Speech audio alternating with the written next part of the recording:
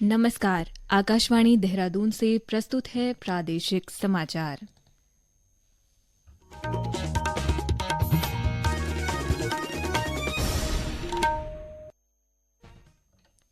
पहले मुख्य समाचार।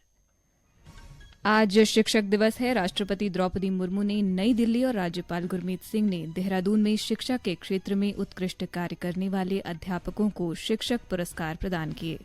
प्रधानमंत्री ने वस्तु एवं सेवा कर को तर्कसंगत बनाने के लिए आजादी के बाद का सबसे बड़ा सुधार बताया। उधम सिंह नगर जिला जल एवं स्वच्छता समिति ने 636 करोड़ रुपए से अधिक लागत की महानगर रुद्रपुर, काशीपुर और नगर निगम सितारगंज पेयजल योजना के निर्माण को मंजूरी दी। और भारत को वर्ष 2047 तक विकसित कृषि प्रधान देश बनाने के उद्देश्य से अल्मोड़ा में राज्य स्तरीय बैठक का आयोजन किया गया।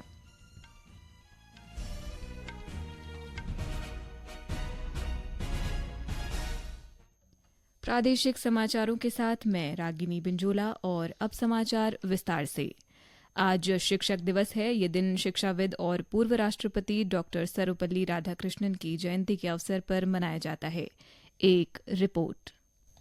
गुरुर्ब्रह्मा गुरुर्विष्णु गुरुर्देवो महेश्वरा।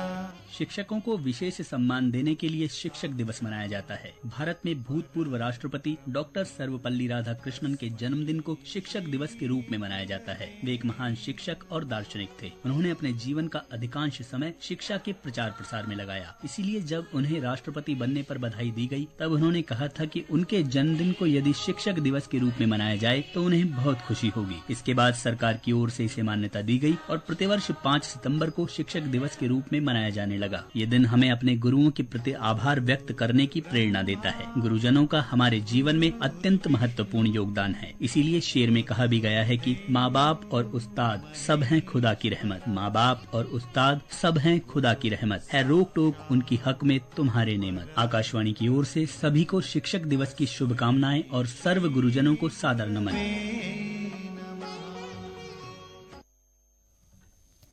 राष्ट्रपति द्रौपदी मुर्मू ने आज नई दिल्ली स्थित विज्ञान भवन में शिक्षकों को राष्ट्रीय पुरस्कार प्रदान किया। ये पुरस्कार उन शिक्षकों को दिया जाता है जिन्होंने अपने समर्पण और प्रतिबद्धता से शिक्षा को गुणवत्तापूर्ण बनाया है और विद्यार्थियों के जीवन पर उसका गहरा असर पड़ा है। इस बीच राज्य में भी शिक्षक दिवस धूमधाम से मनाया जा रहा है। इस अवसर पर देहरादून स्थित राजभवन में राज्य के शिक्षकों के सम्मान में मुख्य कार्यक्रम आयोजित किया गया। इस दौरान राज्यपाल गुरमीत सिंह और मुख्यमंत्री पुष्कर सिंह धामी ने शिक्षा के क्षेत्र में उत्कृष्ट कार्य करने वाले शिक्षकों को शैलेश मटियानी राज्य शैक्षिक उत्कृष्टता पुरस्कार से सम्मानित किया। प्रधानमंत्री नरेंद्र मोदी ने वस्तु एवं सेवा कर जीएसटी को तर्कसंगत बनाने को आजादी के बाद का सबसे बड़ा सुधार बताया। उन्होंने कहा कि इस कदम से कई वस्तुओं पर कर में कटौती होने से मध्यम वर्ग की जेब में पैसा आने की उम्मीद है। उन्होंने कहा कि जीवन रक्षक दवाओं जैसे जरूरी वस्तुओं पर कर पूरी तरह से समाप्त हो जाएगा। श्री मोदी ने कहा कि दोनों कर स्लैब 22 सितंबर को लागू हो जाएंगे। जीएसटी और भी ज्यादा सिंपल हो गया है, सरल हो गया है। जीएसटी के मुख्यतः 2 ही रेट रह गए हैं, 5% और 18%। और 22 सितंबर सोमवार जब नवरात्र का पहला दिन है और ये सारी चीजों का मातृशक्ति को संबंध तो बहुत ही रहता है और इसलिए नवरात्रि के इस प्रथम दिवस पर जीएसटी का जो एक रिफॉर्म वर्जन है, नेक्स्ट जनरेशन रिफॉर्म किया हुआ, वो लागू हो जाएगा। श्री मोदी ने कहा कि जीएसटी सुधारों ने देश की अर्थव्यवस्था में पंचरत्न को शामिल किया है। जीएसटी में हुए इस रिफॉर्म्स का अगर मैं सार बताऊं तो यही कह सकता हूं कि इससे भारत की शानदार अर्थव्यवस्था में पंचरत्न जुड़े हैं। पहला, टैक्स सिस्टम कहीं अधिक सिंपल हुआ। दूसरा, भारत के नागरिकों की क्वालिटी ऑफ लाइफ और बढ़ेगी। तीसरा, कंजम्पशन और ग्रोथ दोनों को नया बूस्टर मिले। और चौथा, ईज ऑफ डूइंग बिजनेस से निवेश और नौकरी को बल मिलेगा। और पांचवा, विकसित भारत के लिए कोऑपरेटिव फेडरलिज्म यानी राज्यों और केंद्र की साझेदारी और मजबूत होगी। ये समाचार आकाशवाणी के देहरादून केंद्र से प्रसारित किए जा रहे हैं। उधम सिंह नगर जिला जल एवं स्वच्छता समिति ने लगभग 636 करोड़ 14 लाख रुपए की लागत से महानगर रुद्रपुर, काशीपुर और नगर निगम सितारगंज पेयजल योजना के निर्माण को मंजूरी दे दी है।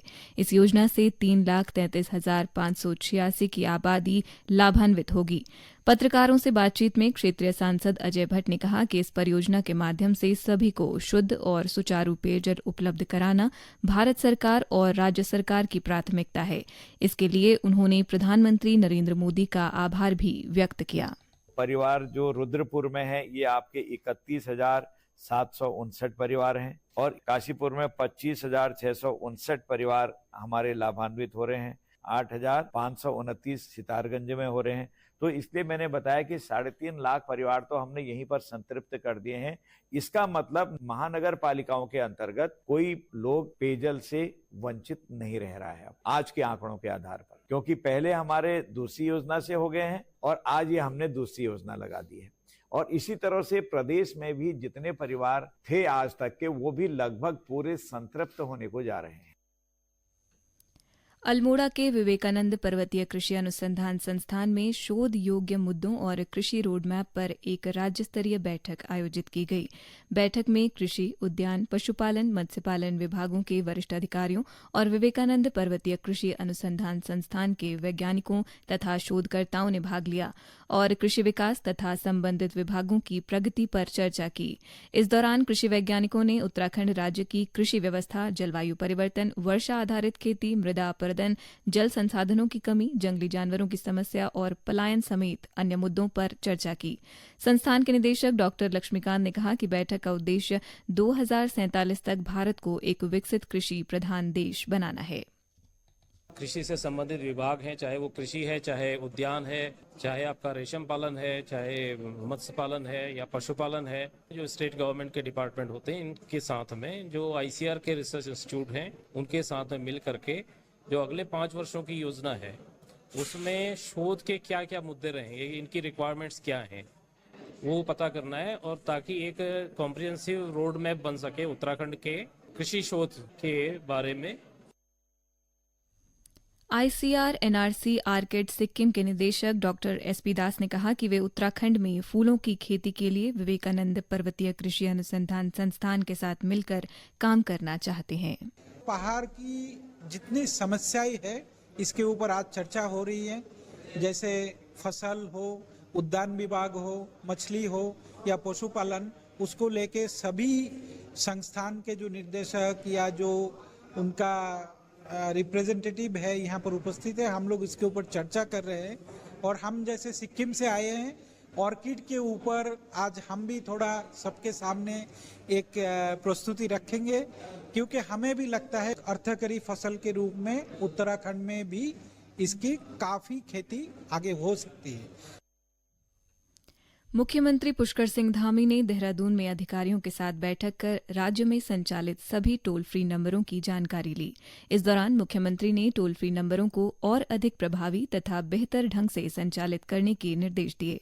साथ ही उन्होंने अपनी सरकार पोर्टल को और अधिक सुदृढ़ बनाने और तथा पोर्टल पर दी जाने वाली सुविधाओं को और अधिक सरल एवं सुगम बनाने के भी निर्देश दिए। बागेश्वर के जिलाधिकारी आशीष भट्टगाई ने जिले के स्कूलों, कॉलेजों में नशा निवारण समिति को सक्रिय रूप से कार्य करने और बच्चों को नशे के दुष्प्रभावों के प्रति जागरूक करने पर जोर दिया। इस दौरान उन्होंने राष्ट्रीय टोल फ्री नशा मुक्ति नंबर 144446 के प्रचार प्रसार पर भी बल दिया। नशा मुक्ति एवं नशा निवारण संबंधी बैठक में उन्होंने भांग की खेती और अवैध मादक पदार्थों के उन्मूलन के लिए राजस्व, वन विभाग और पुलिस को तेजी से कार्रवाई करने के निर्देश दिए। अंत में मुख्य समाचार एक बार फिर।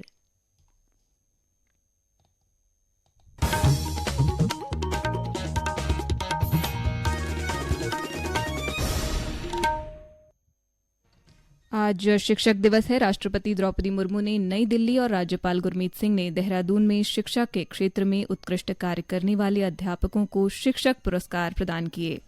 प्रधानमंत्री ने वस्तु एवं सेवा कर को तर्कसंगत बनाने के लिए आजादी के बाद का सबसे बड़ा सुधार बताया। उधम सिंह नगर जिला जल एवं स्वच्छता समिति ने 636 करोड़ रुपए से अधिक लागत की महानगर रुद्रपुर, काशीपुर और नगर निगम सितारगंज पेयजल योजना के निर्माण को मंजूरी दी और भारत को वर्ष 2047 तक विकसित कृषि प्रधान देश बनाने के उद्देश्य से अल्मोड़ा में राज्य स्तरीय बैठक का आयोजन किया गया। इसके साथ ही प्रादेशिक समाचारों का ये अंक समाप्त हुआ। अगला समाचार बुलेटिन शाम 6:30 बजे प्रसारित किया जाएगा। नमस्कार।